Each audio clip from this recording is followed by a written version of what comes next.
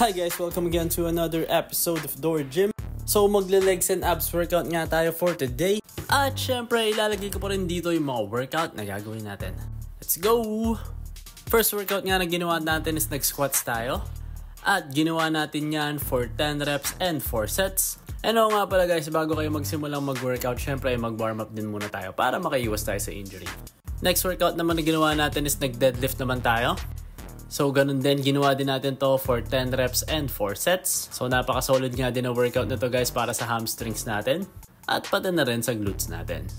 Next workout naman na ginawa natin is nag-lunges naman tayo. So ito naman ginawa natin siya for 10 reps and 3 sets for each leg. So meron nga rin tayong dumbbell dyan para sa progressive overload natin. And next workout naman na ginawa natin is para sa abs na. So yung first workout na ginawa natin is nag-hanging leg raise tayo. At ginawa natin yan for 20 reps and 3 sets. After ng hanging leg raise, nag-cable curls nga rin tayo dyan. So same pa rin, ginawa natin yan for 20 reps and 3 sets. At syempre sa lahat ng mga workout natin dito is nag-apply tayo ng progressive overload every set. So yun nga yung pagdadagdag natin ng weight sa bawat set natin. And for our last workout for today, nag-Russian twist nga din tayo dyan.